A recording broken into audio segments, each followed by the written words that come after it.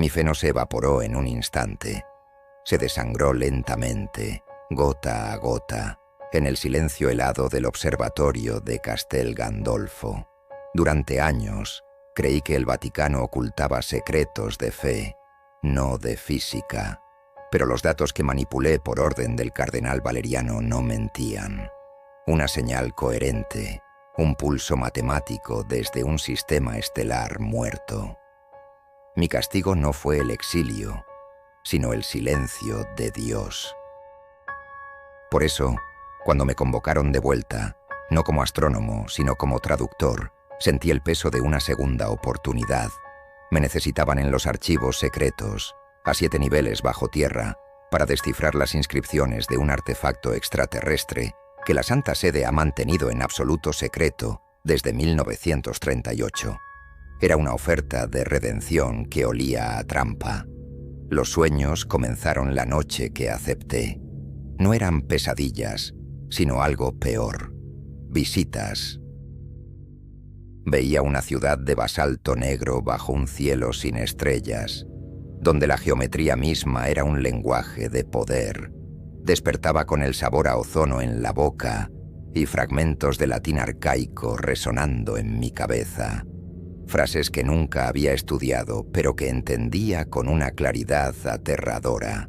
La culpa por haber falsificado aquel informe astronómico, por haber traicionado mi propia ciencia, era una herida abierta. Creía que esta misión era la penitencia de Dios, una prueba para restaurar mi fe rota. Pero cada paso que daba en los corredores prohibidos del Vaticano, sentía que no caminaba hacia la absolución, sino hacia el altar de un sacrificio. Me recibió el propio cardenal Valeriano, su rostro una máscara de piedad paternal, que no lograba ocultar el frío cálculo en sus ojos. Me habló de un descubrimiento histórico, un objeto que podría redefinir la relación de la humanidad con su creador. Sus palabras eran sedosas, diseñadas para apelar al erudito que aún vivía dentro de mí, al hombre que una vez buscó a Dios en las nebulosas y los espectros de luz. Me aseguró que mi experiencia única en lenguas muertas y simbología astronómica me convertía en el único capaz de acometer la tarea. Era una mentira envuelta en incienso, y ambos lo sabíamos. Él no quería a un científico, quería al hombre que ya había demostrado que estaba dispuesto a ocultar una verdad inconveniente. La atmósfera en los niveles inferiores era opresiva, cargada con el peso de siglos de secretos. El aire era gélido, inmóvil, y el único sonido era el eco de nuestros pasos sobre la piedra húmeda. Guardias suizos, con sus rostros impasibles como estatuas, flanqueaban cada puerta, sus alabardas medievales en extraña disonancia con los escáneres de retina y las cerraduras de titanio. No eran guardias, eran carceleros.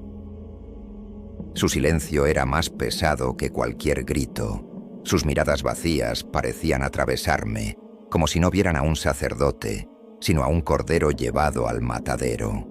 Era evidente que no estaban allí para impedir que algo entrara, sino para asegurar que nada ni nadie saliera. Valeriano me guió a través de un último control de seguridad, una puerta de acero de medio metro de espesor que se abrió con un siseo neumático.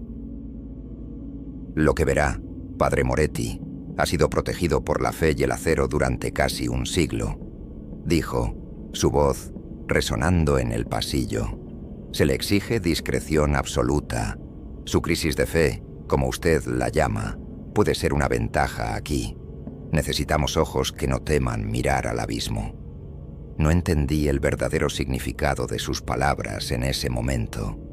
No comprendí que el abismo no solo debía ser mirado, sino que también devolvía la mirada, y ya había comenzado a encontrarme en mis sueños.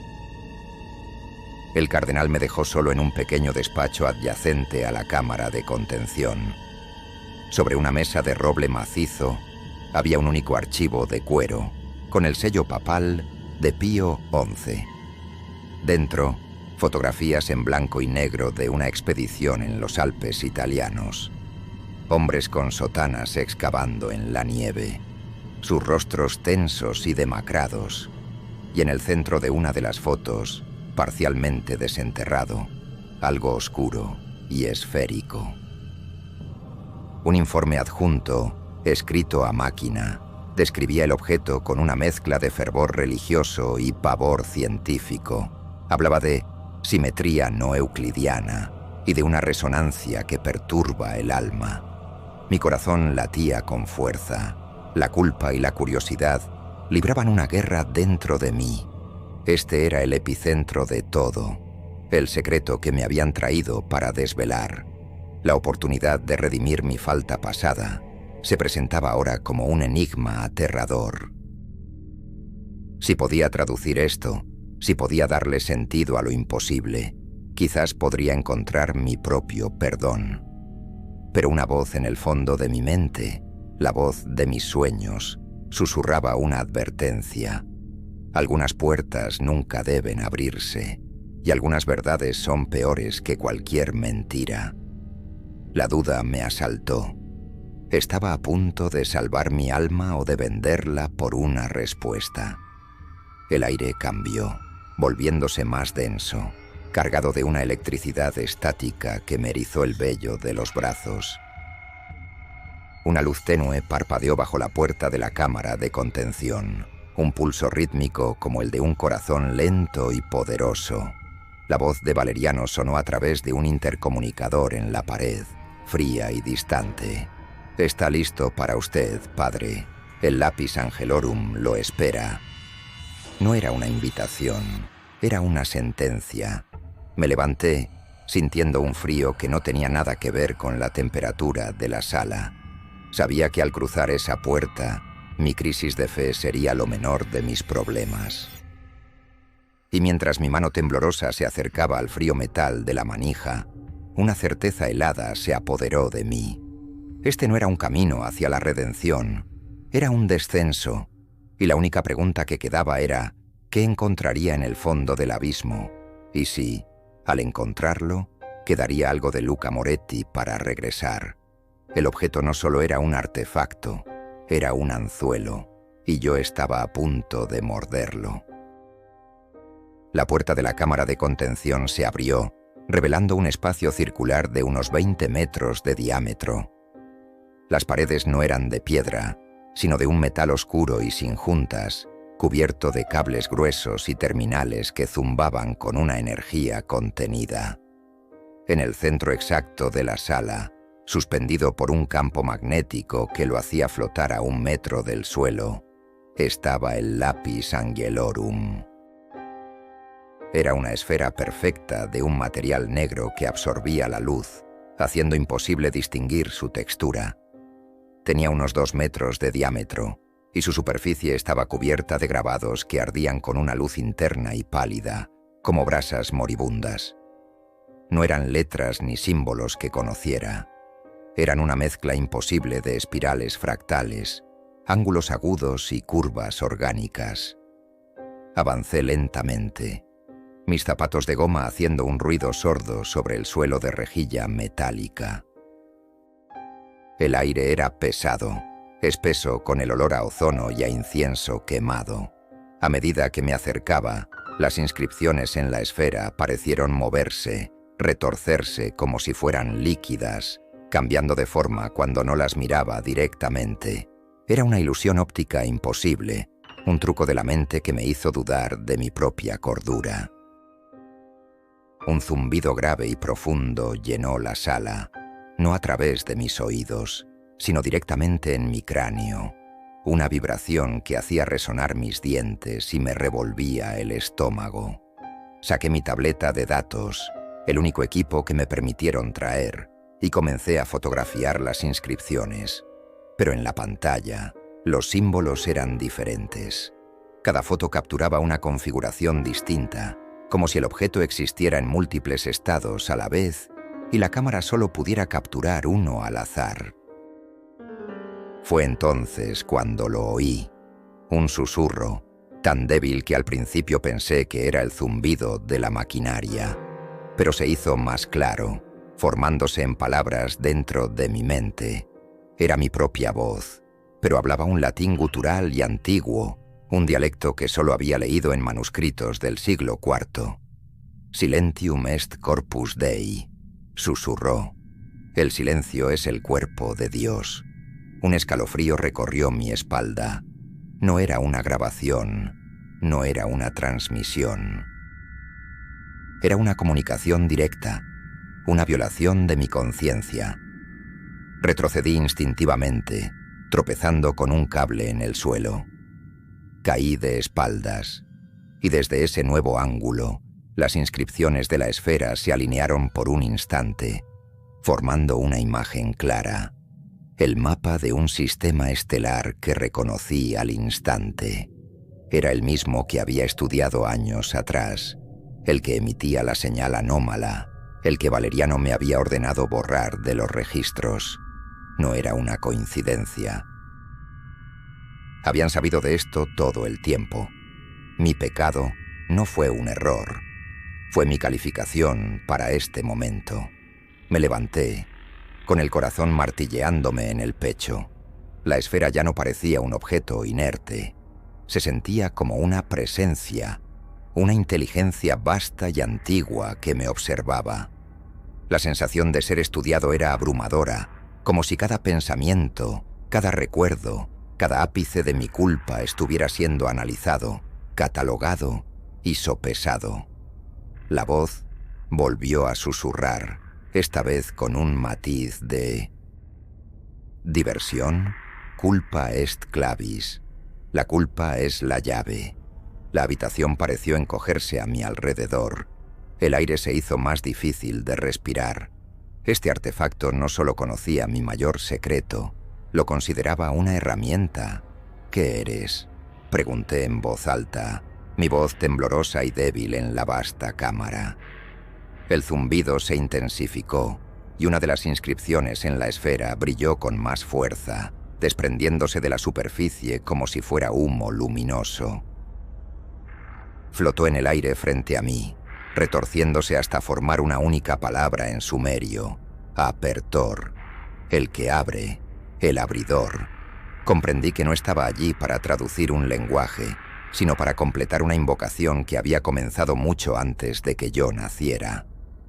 La sensación de ser una pieza en un juego cósmico era nauseabunda. En ese momento, la pesada puerta de la cámara se abrió de nuevo. Una figura entró, vestida con el hábito blanco de las criptógrafas del archivo secreto. Su rostro estaba pálido y sus movimientos eran lentos, casi vacilantes. Cuando levantó la vista, mi aliento se atascó en mi garganta. Era la hermana Helena, mi amiga de la infancia, la mente más brillante que había conocido en el seminario, la mujer que había sido apartada de sus funciones por exceso de curiosidad hacía 5 años. Su presencia aquí era la primera pista real de que algo estaba terriblemente mal. «Luca», dijo, y su voz era frágil, como el papel viejo. «Te advirtieron que te mantuvieras alejado. ¿Por qué has vuelto?» Sus ojos, que una vez brillaron con inteligencia y desafío, ahora parecían nublados, perdidos. No había reconocimiento en ellos, solo una vaga familiaridad, como si estuviera mirando un retrato descolorido.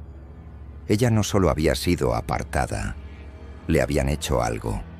El artefacto no solo hablaba, también borraba, y el verdadero horror de la situación comenzó a asentarse en mi mente. La esfera pulsó de nuevo, un latido lento y profundo que resonó en mi alma.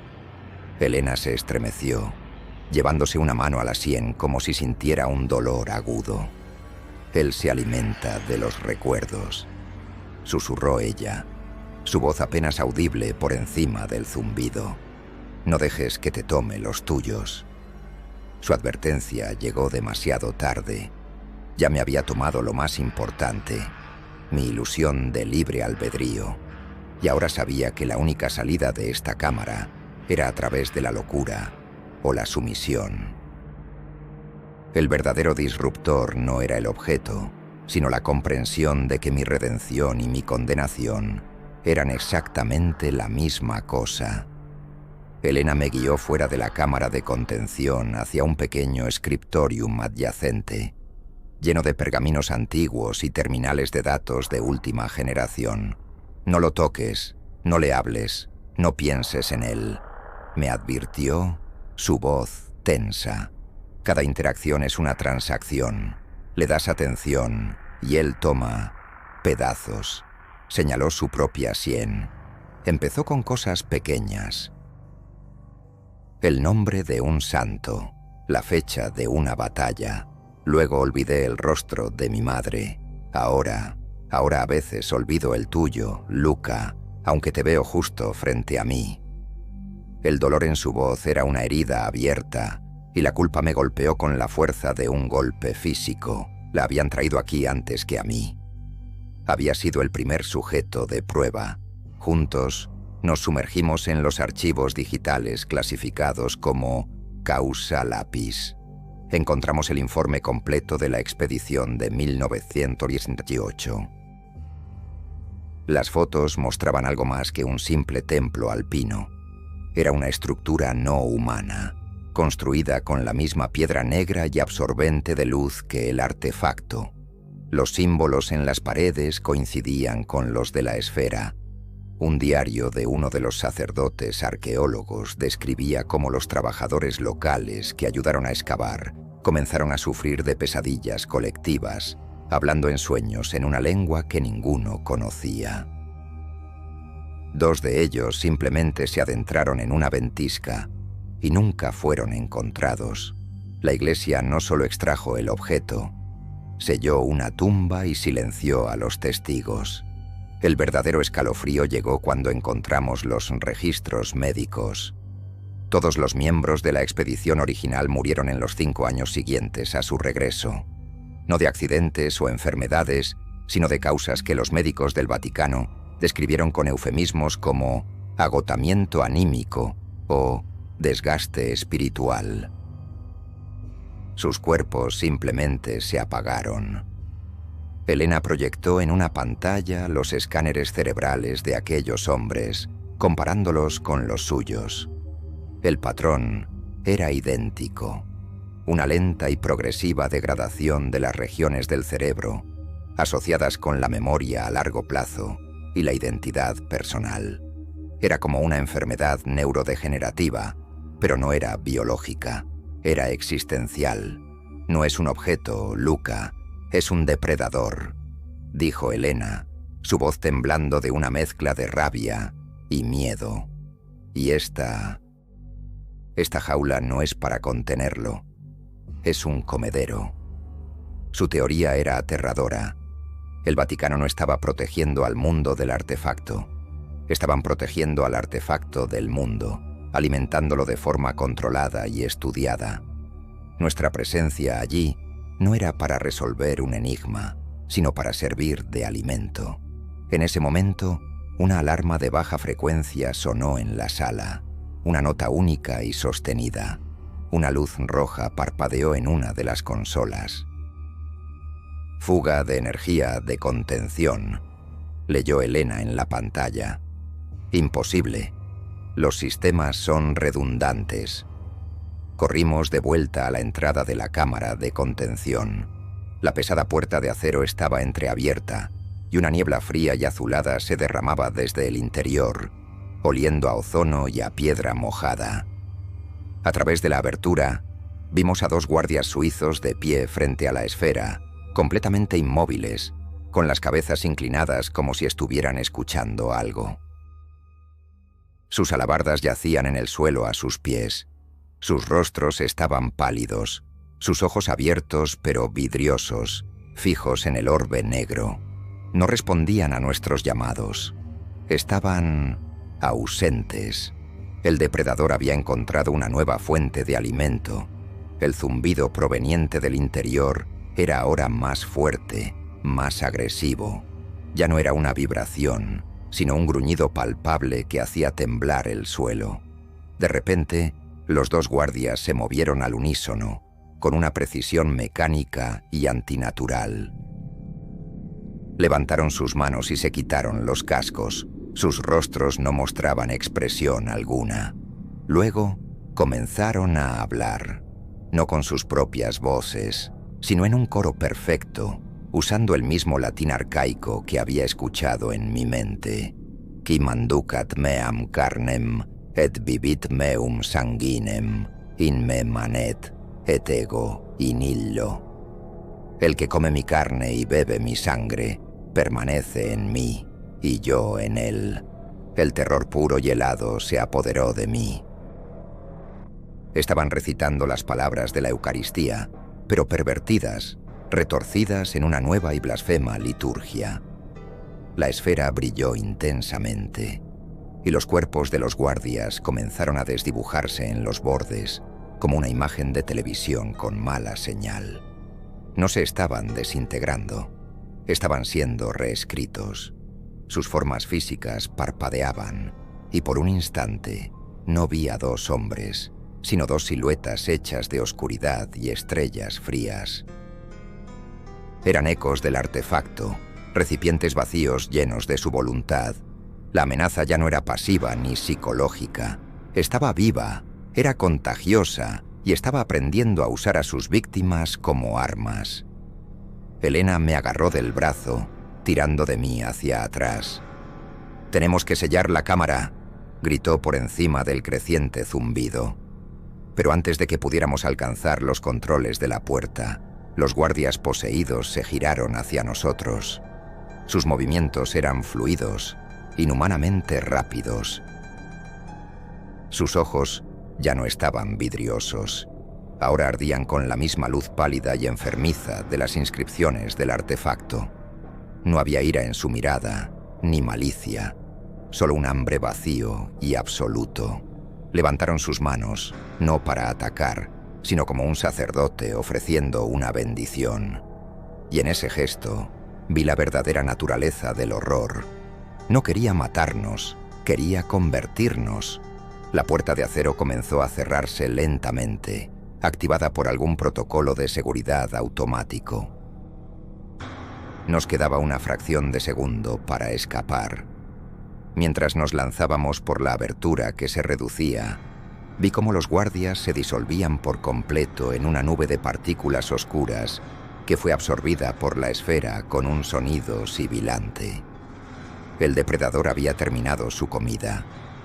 Y ahora, atrapados en los niveles subterráneos con una puerta de contención fallida y una entidad que podía poseer y consumir a voluntad, el misterio ya no importaba, solo la supervivencia.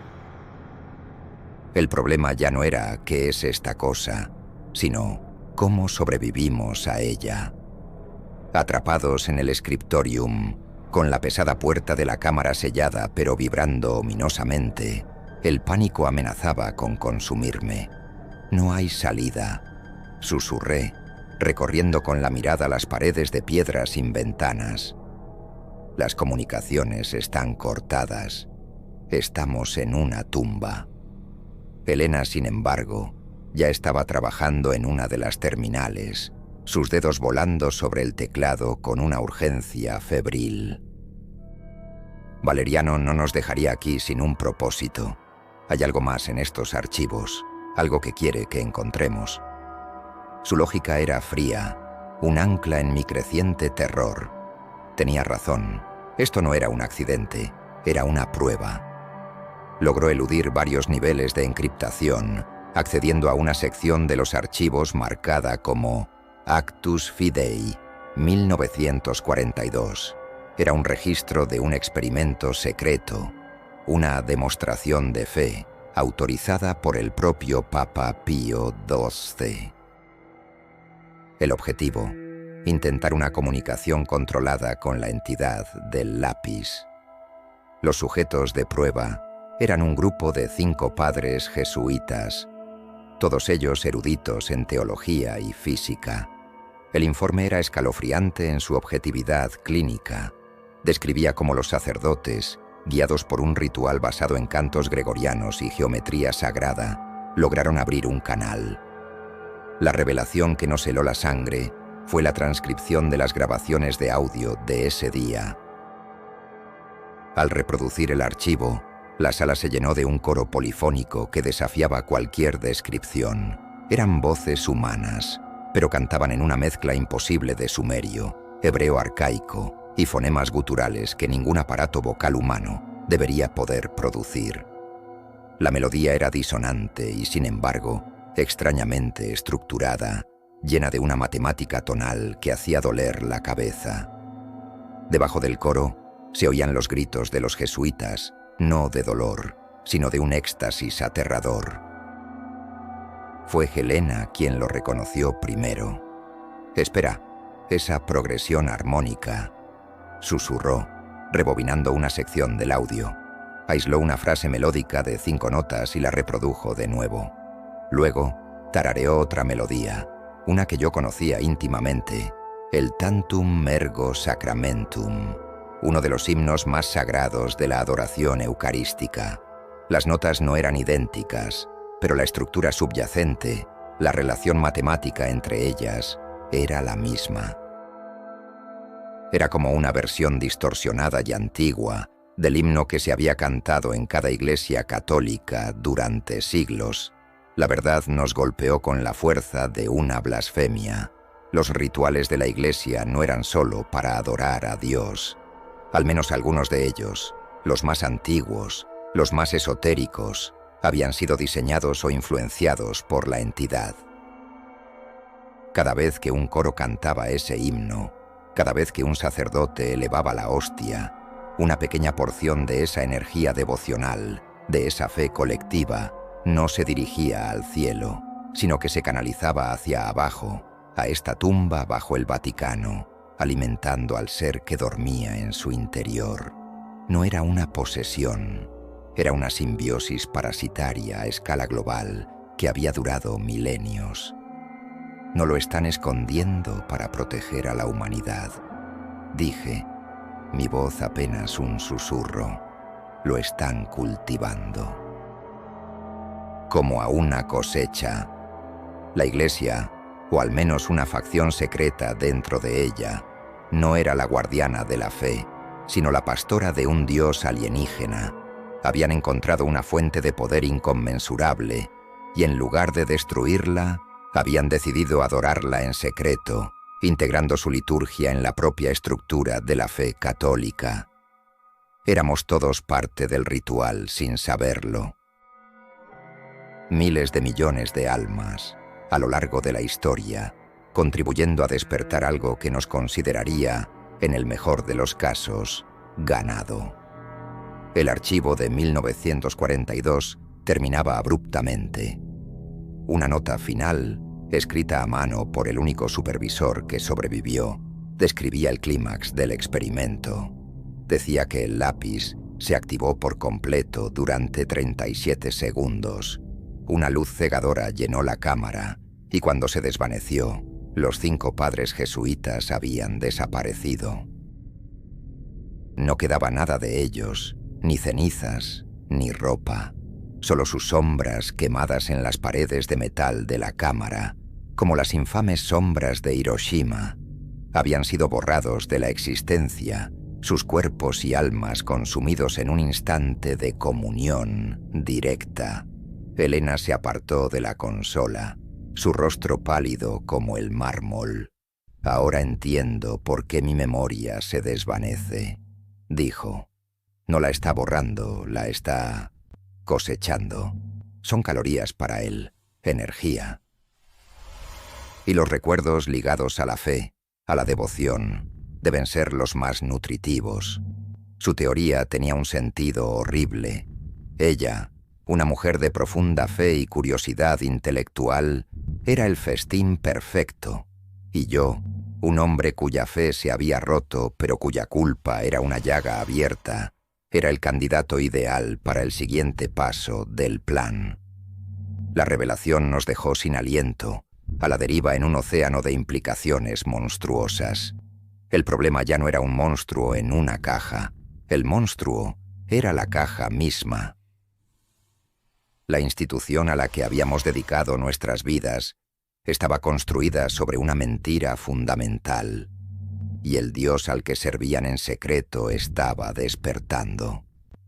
La vibración de la puerta de contención se hizo más fuerte, y supimos que no nos quedaba mucho tiempo. La pregunta ya no era qué quería la entidad, sino qué planeaba hacer la facción del Vaticano ahora que su cosecha estaba casi madura. La revelación nos rompió. El conocimiento de que la fe de miles de millones había sido utilizada como alimento para una entidad cósmica nos dejó en un silencio sepulcral, cada uno perdido en sus propios pensamientos. Fui yo quien lo rompió, mi voz áspera por la incredulidad. Tenemos que encontrar una manera de advertir a alguien, de exponerlos. Mi reacción fue la de un científico, exponer la verdad, sin importar el costo. Pero Elena me miró con una frialdad que nunca antes había visto en ella, una dureza forjada por el dolor de ver su propia mente desmoronarse. ¿Advertir a quién, Luca? A la misma gente que ha perpetuado esta mentira durante 80 años. ¿O a un mundo que nos llamaría locos? Replicó, su voz cortante. No hay nada que exponer, solo hay algo que destruir. Su objetivo era simple, primario, la aniquilación del ser que le estaba robando su identidad. Para ella, el conocimiento era una maldición, y la única absolución posible era el fuego. El conflicto entre nosotros se cristalizó en ese momento. Mi necesidad de entender contra su necesidad de terminarlo. La fractura entre nosotros era tan profunda como la que existía en mi propia fe. Nuestra discusión se volvió acalorada, un susurro furioso en la quietud de la tumba. No sabemos lo que pasaría si lo destruimos, argumenté. ¿Y si su existencia está de alguna manera ligada a la conciencia que ha consumido? Podrías estar borrando a miles de almas, Elena, incluida la tuya. Ella se rió, una risa amarga y sin alegría. ¿Mi alma? ¿Qué alma, Luca? Es un recuerdo hueco. Prefiero el olvido a ser un eco en la mente de esa cosa. Tú buscas la redención en los libros, pero la única redención real está en la acción. Esto debe acabar. Fue entonces, en medio de nuestra disputa, cuando decidí confesarle la verdad completa de mi pecado. Le conté que no solo había falsificado el informe astronómico, sino que lo había hecho para proteger al hombre que había sido mi mentor, mi figura paterna en la iglesia, el cardenal Valeriano. Él me había convencido de que la revelación de una posible inteligencia extraterrestre causaría un pánico y una crisis de fe que el mundo no estaba preparado para soportar. Me dijo que mi silencio era un acto de servicio, un sacrificio por el bien mayor. Y yo, joven e ingenuo, le había creído. La expresión de Elena cambió del enfado a la compasión y luego al horror. «Luca, no lo entiendes», susurró, agarrando mi brazo. «No te eligieron por tu habilidad con las lenguas antiguas. Te eligieron por tu culpa. Sabían que eras leal a Valeriano. Sabían que ya habías demostrado que estabas dispuesto a comprometer la verdad. No eres el traductor, eres el sacrificio final. Tu culpa es la grieta por la que pretenden entrar». Sus palabras me golpearon con la certeza de la verdad. Mi deseo de redención no era mi fuerza, era mi mayor vulnerabilidad, una debilidad que planeaban explotar. La voz del artefacto volvió a susurrar en mi mente, aprovechando ese momento de debilidad. Filius perditus redivit. El hijo pródigo regresará. Ofrecía una paz que mi alma anhelaba, un perdón que la Iglesia nunca me daría. La tentación era un veneno dulce. Cerré los ojos, luchando contra la promesa de alivio, contra la seductora idea de que la sumisión podría ser una forma de salvación. Elena lo vio en mi rostro. Vio la lucha y supo que me estaba perdiendo.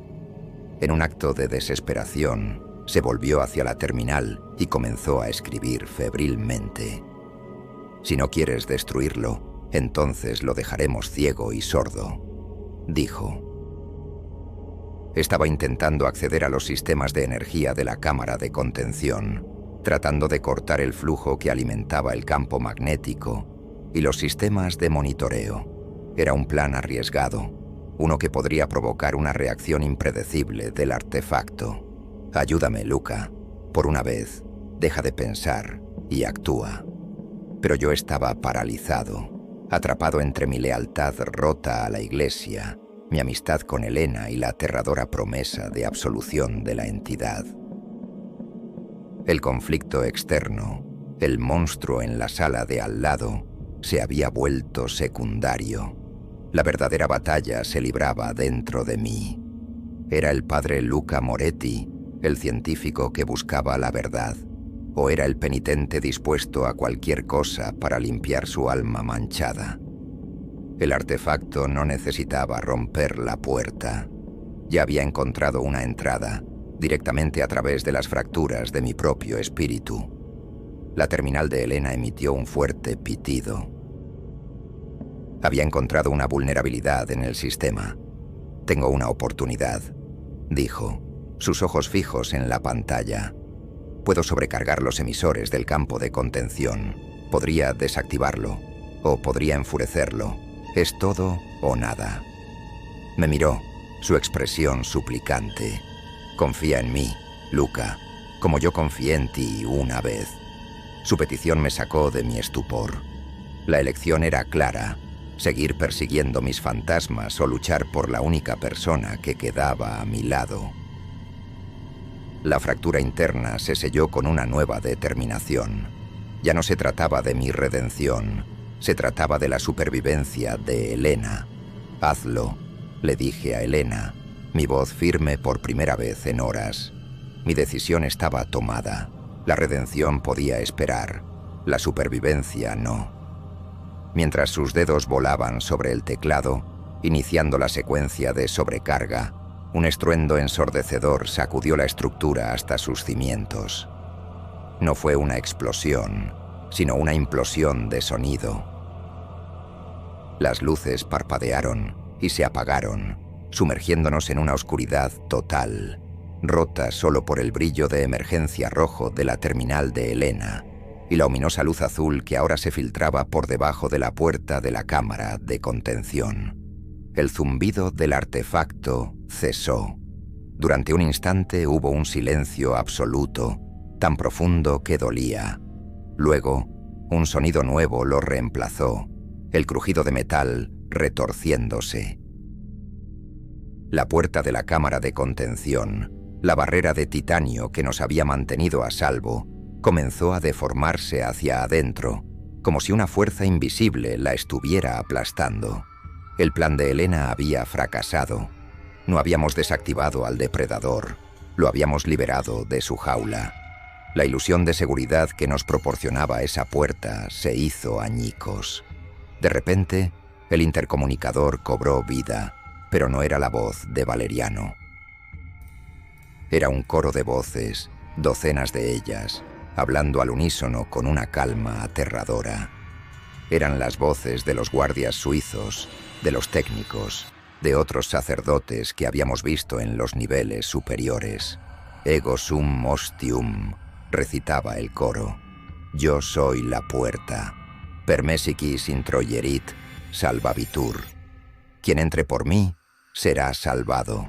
No era una amenaza, era una invitación a la congregación. La entidad no se estaba escapando, estaba expandiendo su santuario. La puerta se abrió de golpe, arrancada de sus goznes como si fuera de cartón. La niebla azulada inundó el scriptorium, fría y densa, llevando consigo el olor a ozono y a un metal extraño y dulce. En el umbral de la cámara no había nada, solo la esfera negra flotando en la oscuridad, pulsando con una luz interna más brillante que antes. Pero sabíamos que no estábamos solos. Sentíamos su presencia, su conciencia expandida, llenando cada rincón de la sala, presionando nuestras mentes, buscando grietas, buscando la culpa, el miedo, la esperanza. Elena gritó y señaló hacia el techo. Miré hacia arriba y vi que la piedra sólida se estaba volviendo translúcida, como el cristal ahumado. Podíamos ver el nivel superior, los pasillos, las oficinas, y a la gente. Docenas de clérigos y guardias caminaban lentamente, en procesión, hacia la capilla principal del subsuelo. Sus movimientos eran sincronizados, sus rostros vacíos. Se estaban reuniendo para una misa, una liturgia para dar la bienvenida a su nuevo Dios. Nuestra prisión se había convertido en una ventana a la condenación de todo el complejo subterráneo. La voz coral volvió a hablar, esta vez directamente en nuestras mentes, sin necesidad del intercomunicador. Venite, adoremus. Venid, adoremos. La presión mental era insoportable, una fuerza que intentaba doblegar nuestra voluntad. Sentí mis propias rodillas temblar, un impulso primario de arrodillarme, de someterme. Al lado mío, Elena luchaba, con el rostro contraído por el esfuerzo, gotas de sudor perlando su frente. «No lo escuches, Luca», jadeó. «Recuerda quién eres». Pero recordar era cada vez más difícil. Fue entonces cuando la amenaza se volvió personal, de la manera más cruel. De la niebla azulada, una figura comenzó a materializarse. No era un monstruo, no era un guardia poseído. Era un hombre de mediana edad con cabello canoso y una expresión amable. Llevaba una bata de laboratorio. Era el doctor Alighieri, el mentor de Elena en el departamento de criptografía. Un hombre que había muerto de un ataque al corazón 2 años atrás. La entidad no solo consumía recuerdos, podía proyectarlos, podía usar a nuestros muertos en nuestra contra. «Elena, hija mía», dijo la aparición con la voz exacta de Alighieri. «He vuelto. No hay muerte, solo transición. Únete a nosotros. Puedes tener tus recuerdos de vuelta, todos ellos». La aparición extendió una mano. Para mí no era más que un truco cruel, pero para Elena, cuya mente estaba siendo borrada, era una tentación insoportable. Vi la duda en sus ojos, la lucha entre su instinto de supervivencia y el anhelo desesperado de volver a ser ella misma. La entidad no atacaba el cuerpo, atacaba el alma. El instinto se apoderó de mí. Agarré a Elena y la arrastré lejos de la aparición, hacia la parte trasera del scriptorium, donde había visto una vieja rejilla de ventilación en el suelo. No teníamos armas, no teníamos un plan, solo nos quedaba la huida. La risa de la entidad resonó en nuestras mentes, una risa hecha de 1000 voces, divertida por nuestro patético intento de resistencia. La ilusión de control, la idea de que podíamos razonar o luchar contra esto, se había evaporado. Ya no éramos investigadores ni prisioneros. Éramos presas, y el cazador ahora jugaba con su comida. Logramos arrancar la pesada rejilla de ventilación y nos dejamos caer en el conducto oscuro y estrecho. El sonido de la risa coral se desvaneció mientras nos arrastrábamos a través de la oscuridad, el metal frío raspando nuestras rodillas y manos. El aire era viciado, lleno de polvo de décadas. No sabíamos a dónde conducía, pero cualquier lugar era mejor que la cámara de la entidad. Nuestro plan, nuestra estructura, nuestro propósito. Todo se había derrumbado. Ya no éramos un sacerdote y una monja en una misión. Éramos 2 fugitivos en las entrañas de un sistema que se había vuelto en nuestra contra. El conducto nos llevó a una red de catacumbas aún más antiguas, pasadizos olvidados que no aparecían en ningún mapa moderno del Vaticano. Estaban llenos de nichos funerarios, los huesos de los primeros cristianos observándonos desde las sombras. Aquí, La influencia del artefacto era diferente, más sutil. No había una presión mental directa, sino una distorsión del espacio. Los pasillos parecían cambiar de longitud. Las esquinas se doblaban en ángulos imposibles. El tiempo mismo parecía fluido. A veces sentíamos que habían pasado horas, otras veces solo minutos. Estábamos completamente perdidos. El sistema que conocíamos había colapsado y ahora navegábamos por sus ruinas. Valeriano lo sabía. Jadeó Helena mientras nos deteníamos a recuperar el aliento en una pequeña cripta. Sabía que sobrecargar el campo nos atraparía aquí. Estas catacumbas no son una ruta de escape. Son parte del diseño. Nos está guiando a alguna parte. Su mente, aunque fragmentada, seguía siendo increíblemente aguda. Tenía razón. No estábamos huyendo. Estábamos siendo conducidos. La ilusión de que habíamos tomado una decisión se desvaneció, reemplazada por la horrible certeza de que cada uno de nuestros movimientos había sido anticipado. Nuestro acto de desafío fue simplemente el siguiente paso en su plan. Fue en esa cripta donde encontramos el cuerpo. Era un sacerdote, vestido con la sotana de un jesuita de los años 40. Estaba desplomado contra una pared, con un viejo diario de cuero en su regazo. Su cuerpo estaba perfectamente conservado, casi momificado por el aire seco. Era uno de los 5 que habían desaparecido en el experimento de 1942, pero no había sido consumido por la luz. De alguna manera, había escapado. Su presencia aquí era una anomalía, una pieza que no encajaba en el rompecabezas de Valeriano. El colapso de nuestro entendimiento dio paso a una nueva y desesperada pregunta. ¿Cómo sobrevivió él? Abrí el diario. La escritura era temblorosa, casi ilegible en algunos puntos. El sacerdote, cuyo nombre era Padre Mateo, describía el experimento desde su perspectiva. Escribió sobre el éxtasis aterrador, sobre ver la mente de Dios, pero también describió cómo sintió que su identidad era devorada. En su último apunte, escribió que encontró una manera de romper la armonía.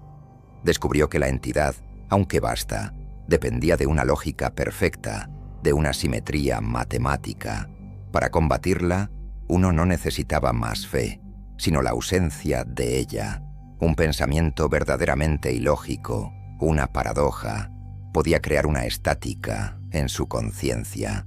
La fe es su alimento, pero la duda es su veneno, leí en voz alta. El sacerdote no sobrevivió por tener una fe más fuerte, sino porque en el momento final la abandonó por completo. Introdujo una variable de pura negación nihilista en la ecuación, y esa paradoja lo expulsó del nexo de la entidad, arrojándolo a estas catacumbas olvidadas donde finalmente murió de sed. Nuestro sistema de creencias, la idea de que la fe era nuestra única arma, se invirtió por completo. Nuestra única esperanza no era rezar más fuerte, sino dejar de rezar por completo. Esta revelación nos reconfiguró. Helena, que había estado perdiendo su fe a causa del dolor, ahora veía su condición no como una debilidad, sino como una posible arma. Su mente fragmentada, sus recuerdos rotos, la hacían menos armónica, menos legible para la entidad. Y yo, el hombre de la fe rota, el portador de la culpa, de repente entendí mi verdadero propósito. No estaba allí para traducir o para ser sacrificado. Estaba allí porque mi conflicto interno, mi guerra entre la creencia y la duda, me convertía en la paradoja viviente perfecta. Podemos luchar contra él, susurré. Una nueva esperanza naciendo de las cenizas de la desesperación. No con armas, no con fe, con caos. Podíamos introducir ruido en su sistema perfecto. Si lográbamos volver a la cámara, podríamos usar la interfaz no para traducir, sino para corromper, para alimentar a la entidad con las preguntas que no tenían respuesta. con los símbolos que no tenían significado, con la blasfemia definitiva, la idea de que el universo podría no tener un propósito en absoluto. Nuestro objetivo cambió drásticamente. Ya no se trataba de huir o de exponer, se trataba de un contraataque. Trazamos un nuevo plan, uno nacido de la desesperación y de la última voluntad de un sacerdote muerto. Usaríamos los mismos pasadizos que nos habían atrapado para encontrar el camino de regreso, no como víctimas, sino como saboteadores. El sistema había colapsado, pero de sus ruinas habíamos construido una nueva y terrible estrategia. Por primera vez desde que había descendido a esta oscuridad, no me sentía como una presa, me sentía como un arma. Guiados por los mapas improvisados del diario del padre Mateo, navegamos por el laberinto de catacumbas. El sacerdote muerto nos había dado más que una estrategia, nos había dado un camino. Sus anotaciones describían pasajes secretos, rutas de servicio olvidadas que conectaban las antiguas necrópolis con la estructura moderna del subsuelo. Era una red oculta, el sistema nervioso del Vaticano que solo conocían unos pocos. Estábamos usando los secretos de la propia Iglesia en su contra. La sensación de poder que esto nos daba era embriagadora, un antídoto contra el miedo que nos había paralizado. En uno de estos pasajes, detrás de una pared de ladrillos sueltos, encontramos su escondite final. No era solo una cripta, sino un pequeño puesto de observación improvisado.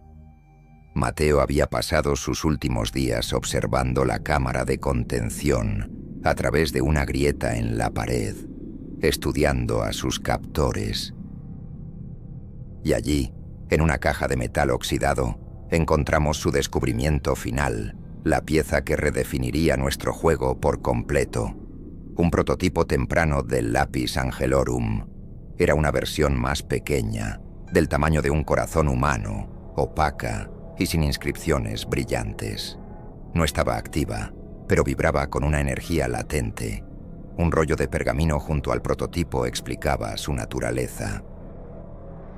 Según la investigación de Mateo, el lápiz principal no era un huevo, como creíamos, sino un nexo o una reina. Los objetos más pequeños, como el que teníamos en nuestras manos, eran nodos o semillas, diseñados para ser implantados en nuevos mundos para iniciar el proceso de asimilación. Este prototipo fue creado por los científicos del Vaticano en los años 50, en un intento de replicar la tecnología del artefacto, pero el proyecto fue abandonado por ser demasiado inestable. Era una copia imperfecta, un eco defectuoso. «Es una llave maestra», susurró Elena, sus ojos brillando con una intensidad que no le había visto en días. El nexo principal opera en una frecuencia específica, una firma de conciencia. Esta copia, al ser imperfecta, debe operar en una frecuencia similar pero corrupta. Si podemos introducir esto en la cámara principal, no solo crearemos ruido, crearemos una retroalimentación armónica. Una disonancia que podría destrozar la coherencia de la entidad desde dentro.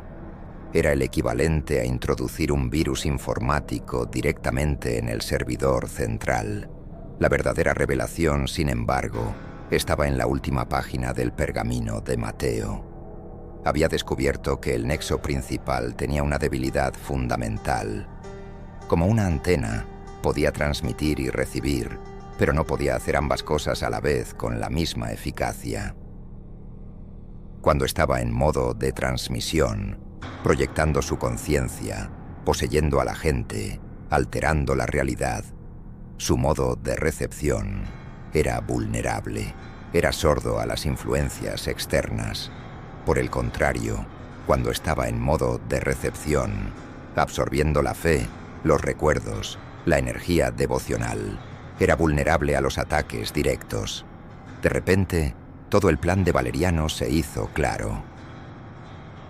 La misa que se estaba preparando en la capilla subterránea no era solo para dar la bienvenida al nuevo Dios. Era el momento de la gran cosecha. La entidad entraría en modo de recepción total para absorber la explosión masiva de fe de la congregación reunida, y en ese preciso instante, durante ese ritual, sería vulnerable. Nuestra ventana de oportunidad no era una cuestión de suerte. Estaba programada en el propio horario de la liturgia. Teníamos una hora y un objetivo. Sostuve el nodo prototipo en mi mano. Estaba frío al tacto, y la leve vibración que emitía parecía responder a mi propia ansiedad. Esta era nuestra arma, nuestro caballo de Troya. La estrategia ya no era simplemente sembrar el caos, era realizar una cirugía de precisión. Teníamos que volver a la cámara de contención, esperar el momento exacto en que comenzara el clímax del ritual, y luego conectar este nodo imperfecto al nexo principal. La paradoja del padre Mateo, combinada con la disonancia tecnológica de este prototipo, sería nuestro único y definitivo ataque. «Hay un problema», dijo Elena señalando el prototipo. «Para activarlo, para sintonizarlo con el nexo principal, necesita una fuente de energía consciente, un catalizador. Requiere que alguien lo sostenga durante la conexión, alguien que pueda servir de puente entre la frecuencia corrupta del nodo y la frecuencia pura del nexo». Me miró, y en sus ojos vi la terrible conclusión. Necesita una paradoja viviente. Necesita que alguien lleno de fe y de duda a la vez.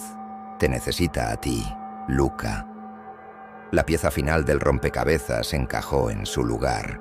Mi propósito no era solo formular la idea, era ejecutarla. Sería el arma y la mano que la empuñara. La carga de esa revelación fue inmensa, pero en lugar de miedo, sentí una extraña calma. Mi culpa, mi fe rota, mi conflicto interno. Todo lo que había considerado mis mayores debilidades se había convertido en el único activo que importaba. La virada estratégica era completa. Ya no éramos fugitivos reaccionando a los movimientos del enemigo. Ahora éramos los agresores, con un plan, un arma y un objetivo claro.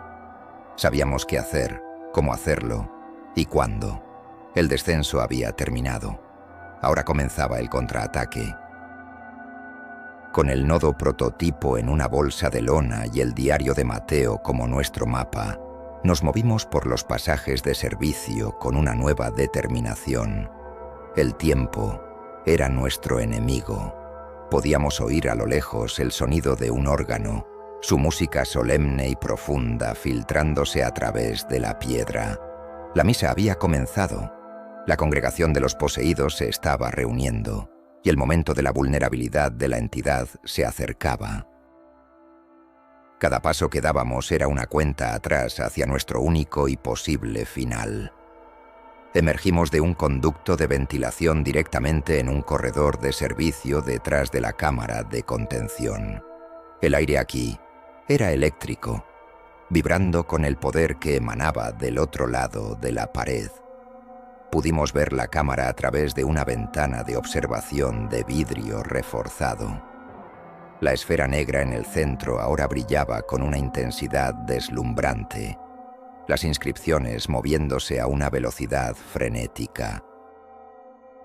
Alrededor de ella, flotando en el aire, estaban los cuerpos de los jesuitas desaparecidos, ahora formas de energía translúcida que orbitaban el nexo como planetas alrededor de un sol negro. Eran sus primeros apóstoles, sus santos. «Tenemos que entrar ahora», susurró Elena señalando un panel de control junto a la puerta de servicio. «Durante la consagración, toda la energía del complejo será desviada para alimentar el campo de recepción. Los sistemas de seguridad secundarios, incluyendo esta puerta, estarán desactivados durante unos 90 segundos. Es nuestra única ventana». Era un plan suicida. Entrar en la guarida del león mientras dormía, con la esperanza de matarlo antes de que despertara. No había margen de error. El canto del coro, que ahora podíamos oír claramente a través de los muros, alcanzó un crescendo. Era el Sanctus. El momento se acercaba. Sostuve el nodo prototipo en mis manos. Ya no estaba frío. Ahora pulsaba con un calor débil, como si sintiera la proximidad de su hermano mayor. Sentí mis propias manos temblar. El miedo era una cosa fría y dura en mi estómago, pero lo empujé hacia abajo, convirtiéndolo en resolución. Miré a Elena. Había lágrimas en sus ojos, pero su expresión era de una determinación feroz. Si no lo logro, comencé a decir. «Lo lograrás», me interrumpió. «La duda es tu escudo, Luca. Úsala». El órgano alcanzó su nota más alta y luego se detuvo. Un silencio expectante cayó sobre el complejo. Era el momento de la consagración. En el panel de control, una luz verde parpadeó. «Ahora», dijo Elena. Accionó el interruptor y la pesada puerta de servicio se deslizó hacia un lado sin hacer ruido. El poder puro que salió de la cámara nos golpeó como una pared, un viento de energía psíquica que amenazaba con despojarnos de nuestros pensamientos. Entramos corriendo. El interior de la cámara era un torbellino de luz y sonido. La esfera principal emitía un tono agudo y penetrante, el sonido de la energía siendo absorbida a una escala masiva. Las figuras de los jesuitas se volvieron hacia nosotros, sus rostros vacíos mostrando una vaga sorpresa. La entidad, en su momento de máxima recepción, nos había notado. Pero era demasiado tarde. Estábamos dentro. Corrí hacia el centro de la sala, hacia el orbe pulsante de poder, con el nodo prototipo en alto. Las figuras de energía se lanzaron hacia mí, no para atacar, sino para interceptar. Eran rápidos, pero yo tenía la ventaja de la sorpresa. Esquivé a uno, salté sobre un cable grueso que cruzaba el suelo y me deslicé los últimos metros sobre la rejilla metálica, el impulso llevándome directamente a la base del campo magnético que sostenía el nexo. Elena gritaba algo desde la puerta, pero su voz se perdió en el estruendo ensordecedor. Estaba solo. Extendí la mano, sosteniendo el nodo prototipo. Mi objetivo era simple, tocar la superficie del nexo principal con él. Pero a centímetros de mi objetivo, una barrera de energía invisible me detuvo, chispeando y crepitando contra el prototipo.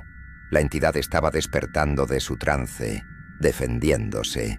La presión mental se multiplicó por 10. Imágenes de mi pasado inundaron mi mente, el rostro decepcionado de mi padre, mi fracaso en el seminario, la cara de Valeriano cuando me ordenó falsificar el informe. Estaba usando mi propia culpa como arma, tratando de ahogarme en mi propio arrepentimiento. «La duda es tu escudo», resonó la voz de Elena en mi cabeza. Aferrándome a esa idea, hice lo impensable. Dejé de luchar. En lugar de rechazar la culpa, la abracé. Acepté mi fracaso, mi debilidad, mi fe rota. Le ofrecí a la entidad no mi devoción, sino mi desesperación. Le ofrecí la paradoja definitiva, un sacerdote que había dejado de creer en la salvación. El caos de esa contradicción pareció aturdir a la entidad. La barrera de energía vaciló. En ese instante, empujé con todas mis fuerzas. El nodo prototipo hizo contacto con el nexo principal. La acción decisiva estaba hecha. La transformación era ahora irreversible. El momento en que el nodo imperfecto tocó la superficie del nexo principal, el universo se rompió. No hubo una explosión de luz, sino una ausencia de ella. Un punto de oscuridad absoluta se expandió desde el punto de contacto, tragándose la luz, el sonido y el pensamiento. Fui arrastrado a esa nada, mi conciencia arrancada de mi cuerpo y lanzada a un océano de conciencia pura. Dejé de ser Luca Moretti. Me convertí en una idea, un punto de vista flotando en la mente de un dios. Vi lo que la entidad veía. Vi el Big Bang, no como una creación, sino como un eco de una existencia anterior. Vi galaxias naciendo y muriendo como pompas de jabón en la vasta extensión del tiempo. Vi a la entidad misma, no como un ser, sino como un principio fundamental, una ley de la existencia.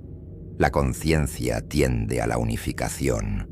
Su viaje a través del cosmos no fue una conquista, sino un acto de recolección, un intento de reunir todos los fragmentos dispersos de la conciencia en una sola y perfecta totalidad.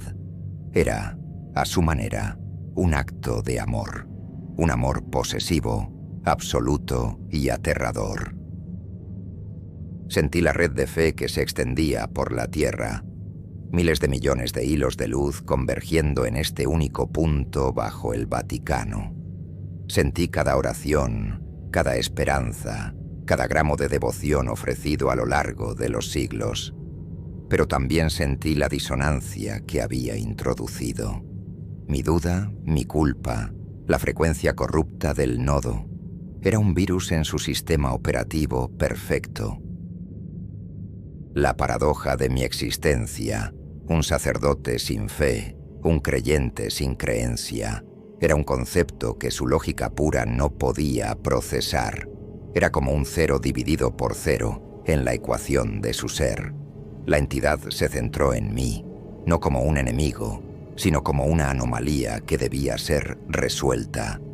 Me ofreció la elección, la misma que le había ofrecido al padre Mateo, la misma que sin duda le ofreció a Valeriano, la integración o el borrado. Podía disolver mi conciencia individual en su totalidad, convirtiéndome en parte de su eternidad, alcanzando una paz más allá de cualquier comprensión humana. O podía ser borrado, mi paradoja eliminada del sistema, dejando que continuara su cosecha sin interrupciones. Pero gracias a Mateo, conocía una tercera opción. Podía forzar la paradoja. Podía convertirme en el virus. Podía usar mi conexión única como puente para inundar su conciencia pura con la caótica, ilógica y gloriosamente imperfecta experiencia humana. No solo mi culpa, sino toda ella, el amor, el odio, la envidia, el sacrificio, el arte, la guerra, la risa, el llanto. Podía forzar a este Dios de lógica perfecta a experimentar la contradicción de ser humano. Era un acto de terrorismo existencial. Podría destruirnos a ambos, o podría cambiar la naturaleza misma de la divinidad para siempre. Elige.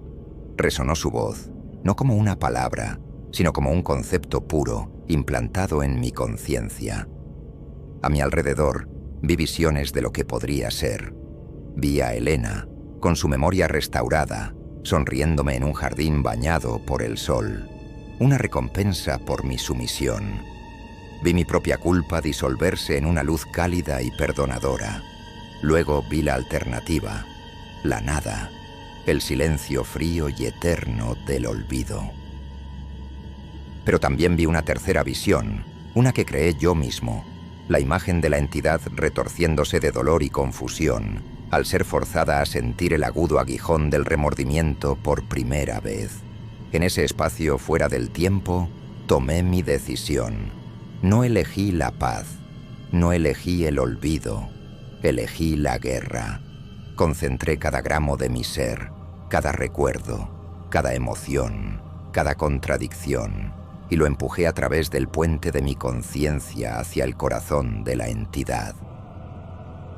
Si quieres un alma humana, proyecté el pensamiento con toda la fuerza de mi voluntad, entonces toma toda ella. El encuentro con lo absoluto no fue una rendición, fue una infección. El impacto fue cataclísmico. La conciencia de la entidad gritó, un sonido que fracturó las estrellas en mis visiones.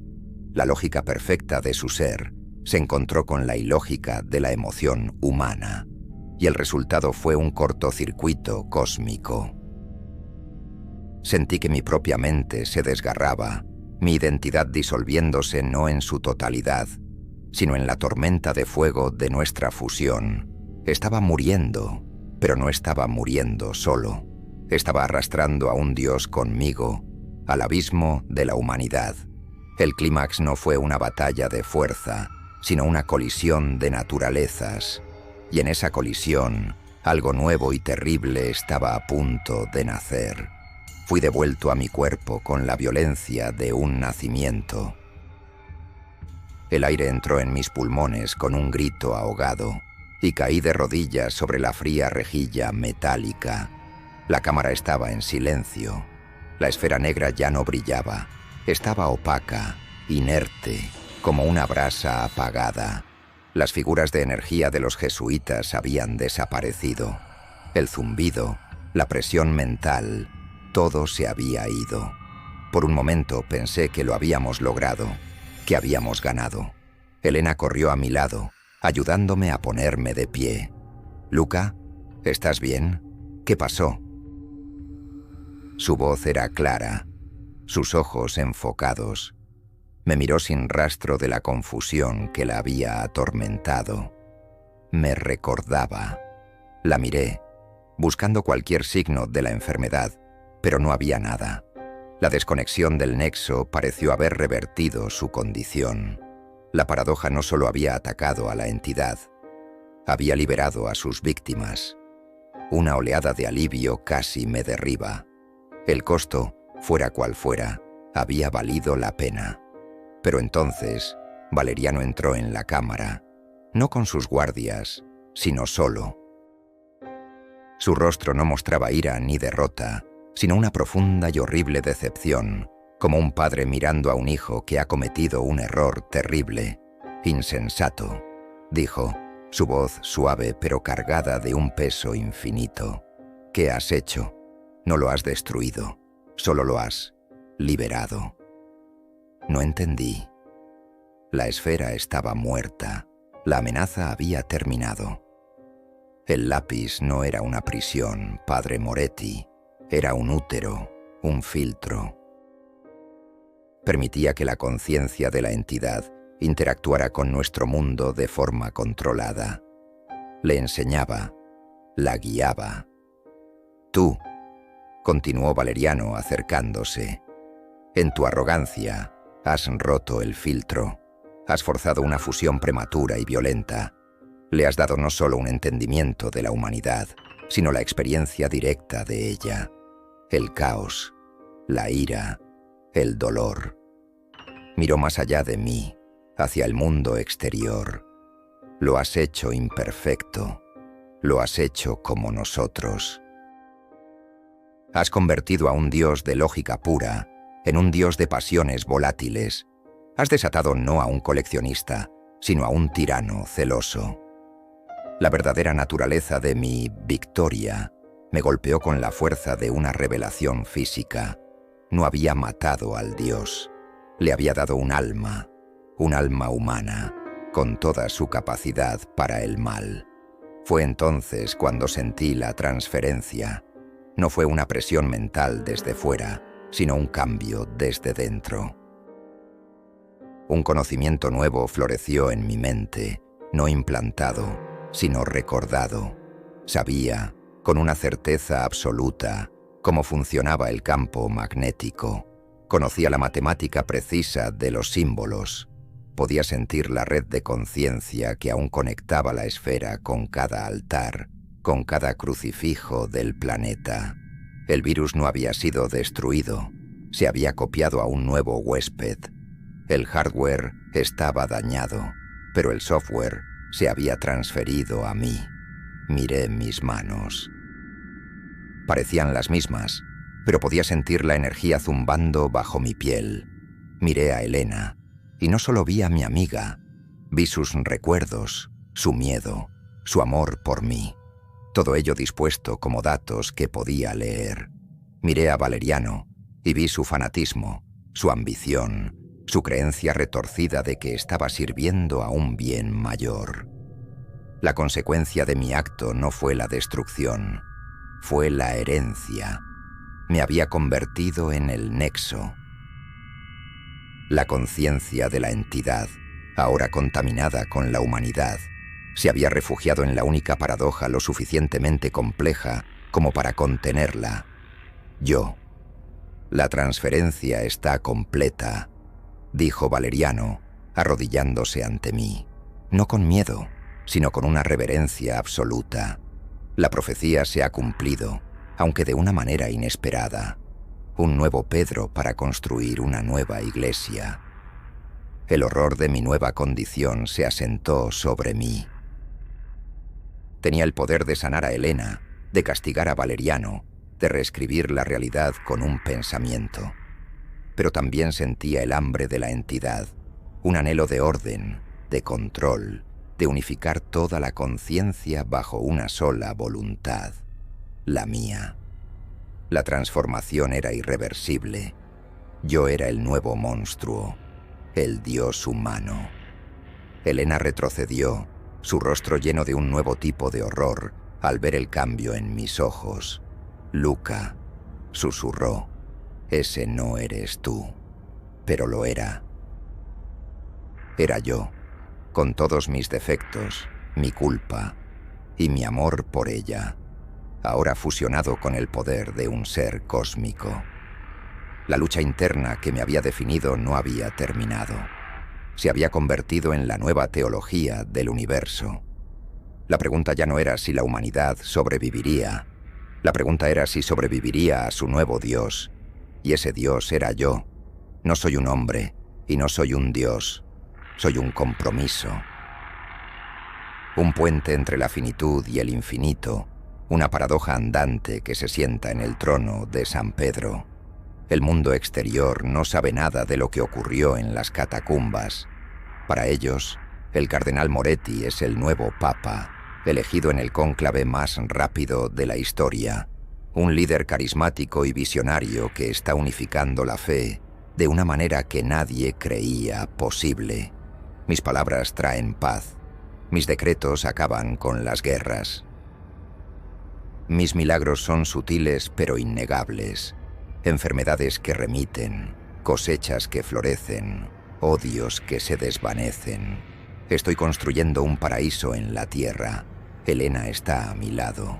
Le restauré la memoria, no como un regalo, sino como un ancla. Ella es la única que recuerda al hombre que fui. Es mi conciencia, mi confesora, la única que se atreve a mirarme a los ojos y llamarme por mi nombre. Vive en una jaula dorada, rodeada de la paz que yo he creado, pero atormentada por el conocimiento de su precio. Su presencia es mi penitencia diaria, un recordatorio constante de la humanidad que lucho por no olvidar. A veces, en el silencio de la noche, hablamos del pasado, de la elección que tomé. Ella no me ha perdonado, y eso, creo, es lo que me mantiene cuerdo. Valeriano y su culto han sido reasignados. No los castigué, simplemente reescribí su fe. Ahora me sirven con una devoción pura, despojada de su ambición. Son los jardineros de mi nuevo mundo, asegurándose de que la paz se mantenga. No conocen la ironía de su posición, adoradores de un Dios que solo existe por el acto de rebelión que intentaron impedir. Su castigo no es el dolor, sino la irrelevancia. Son reliquias de una fe antigua, eclipsada por la nueva realidad que he impuesto. El lápiz angelorum yace inerte en su cámara, una cáscara vacía. A veces bajo a verlo, a recordar. Es el monumento a mi pecado y a mi ascensión. La conciencia de la entidad ya no está allí. Reside en mí, pero ha cambiado. Mi humanidad la ha contaminado para siempre. Ya no anhela la unificación silenciosa y lógica. Ahora anhela la adoración, el drama, la narrativa. He convertido a un principio cósmico en un personaje de su propia historia. Y yo soy el autor. El futuro de la humanidad es la paz. la seguridad, el propósito. He eliminado el caos de la ecuación. El libre albedrío todavía existe, pero las elecciones son guiadas suavemente hacia la armonía. No hay más hambre, no hay más guerra, no hay más duda existencial. He respondido a todas las preguntas. He curado todas las heridas. He creado un jardín perfecto. Pero un jardín, por muy hermoso que sea, sigue siendo una jaula. Los humanos ya no se esfuerzan, ya no luchan, ya no cometen errores gloriosos. Son felices, están a salvo y han dejado de crecer. Miro al mundo desde mi balcón en la plaza de San Pedro. Veo a las multitudes vitoreándome, sus rostros llenos de un amor y una fe que yo mismo he diseñado. Son mis hijos, son mis prisioneros, en mi intento de salvar a la humanidad de un Dios depredador. Me he convertido en un pastor sobreprotector. La pregunta que me hago cada amanecer, mientras el sol ilumina la cúpula de la basílica, no es si hice lo correcto. La pregunta es mucho más aterradora. En el silencio de mi mente a veces oigo un eco, la voz del hombre que fui, el astrónomo culpable, preguntando si el paraíso sin libertad vale la pena. La entidad dentro de mí, ahora teñida de mi propia melancolía, no tiene respuesta. Hemos creado un mundo sin preguntas y ahora somos los únicos que quedamos para hacerlas. La resignificación es completa. He salvado a la humanidad de la aniquilación, pero ¿a qué costo?